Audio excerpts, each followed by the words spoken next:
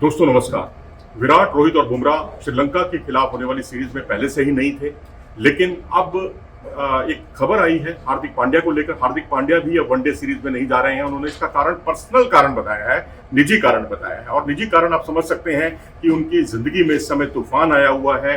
जिस तरह से नताशा उनकी पत्नी के साथ जो कुछ पिछले 2-3 महीने में हुआ और जिस तनाव में वो रहे, और यहाँ हम आपको एक चित्र दिखाना चाहेंगे। ये चित्र कल शाम का है और इस घटना आप देख सकते हैं कि जब T20 वर्ल्ड कप जीतने के बाद पहले तो मुंबई में स्वागत हुआ पूरी भारतीय टीम का, लेकिन जब ये वडोदरा पहुंचे तो 3 लाख लोग वडोदरा में मौजूद थे हार्दिक पांड्या का स्वागत करने के लिए, उनका अभिनंदन करने के लिए। साथ में कुणाल पांड्या भी मौजूद हैं और एक तरह से आप ये कहिए कि अब इस कार्यक्रम में उनकी पत्नी नताशा मौजूद नहीं थी। इससे आप अंदाजा लगा सकते हैं कि कितना एक अलगाव की स्थिति वो महसूस कर रहे हैं। लेकिन इसके बावजूद एक फिटनेस का भी बड़ा इशू है, जिसकी वजह से वो अक्सर विदेशी दौरों में या तो उनको बीच में से हटना पड़ता है। आप वनडे का वर्ल्ड कप देखिए, बांग्लादेश के खिलाफ मुकाबले में एक फील्डिंग करते हुए, बाउंड्री पर फील्डिंग करते हुए उनकी मांसपेशियों में खिंचाव आ गया था, जिसकी वजह से उन्हें पूरे टूर्नामेंट से हटना पड़ा था। और इतना ही नहीं, तीसरा बड़ा कारण जो है ये भी है जो बताया जा रहा है कि गौतम गंभीर उनकी कप्तानी से बहुत खुश नहीं है, क्योंकि जो उन्होंने कप्तानी की थी मुंबई इंडियंस की तरफ से, उसमें गंभीर ने कई तरह के सवालिया निशान लगाए थे। और फिर एक ये भी विवाद था कि केएल राहुल अगर वनडे क्रिकेट में कप्तानी करते हैं तो क्या T20 क्रिकेट में हमारा कप्तान अलग होगा या एक को ही कप्तान बनाया जाए, क्योंकि भारत में 2 अलग अलग फॉर्मेट में, व्हाइट बॉल क्रिकेट के 2 अलग अलग फॉर्मेट में जो अलग एक ही कप्तान बनाने की परंपरा है, अलग अलग कप्तान बनाने की परंपरा नहीं है।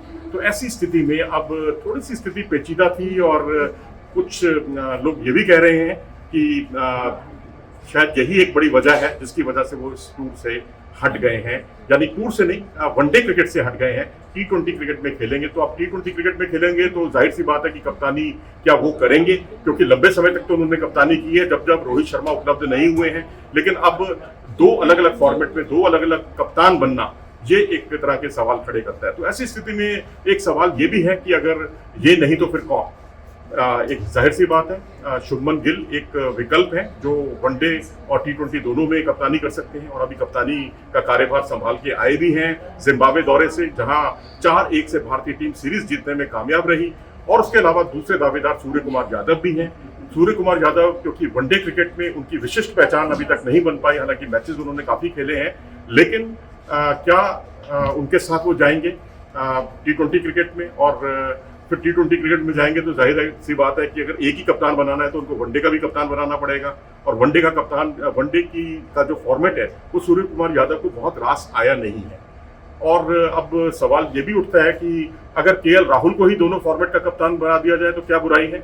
अब आप कहेंगे कि केएल राहुल की जगह तो पहले टीम में बने T20 क्रिकेट में, लेकिन ऐसा हमने बहुत बार देखा है। जब रोहित शर्मा उपलब्ध नहीं हुआ करते थे तब हार्दिक पांड्या कभी टीम की कप्तानी करते थे। और कई बार ऐसा भी दौर आया था, मुझे याद है, जब शिखर धवन को टीम की कप्तानी सौंपी जाती थी, जबकि शिखर धवन का भविष्य जो है बिल्कुल उन्हें खारिज कर दिया गया था। सिलेक्टर्स उनको एक ये मानकर चल रहे थे कि अब उनकी वापसी नहीं होगी, और क्योंकि यंगस्टर्स कई आ गए थे, शुभमन गिल भी आ गए थे, और एक जगह तो कहा भी उन्होंने शिखर धवन ने कि अगर मैं सिलेक्टर होता तो मैं अपनी जगह पर शुभमन गिल का ही चयन करता। तो आप इससे अंदाजा लगा सकते हैं, ये तो खैर उनका बड़प्पन है। लेकिन कुछ प्लेयर्स जो है टीम में नहीं शामिल किए जाएंगे भविष्य के लिए, ये तय है, जिसमें केएल राहुल भी एक उदाहरण है जो T20 क्रिकेट में उनको बहुत ज्यादा रास नहीं आया है। लेकिन अगर एक ही कप्तान की थ्योरी रखनी है व्हाइट बॉल क्रिकेट में दो फॉर्मेट में, तो बेहतर यही होगा कि केएल राहुल को ही आप दोनों की कप्तानी सौंप दें, तो आपकी बात भी रखी जाएगी और कोई परेशानी भी नहीं होगी, क्योंकि ऐसा हम अतीत में पहले भी करते रहे हैं। अपनी राय दें इस बारे में आप कमेंट सेक्शन में जाकर। नमस्कार।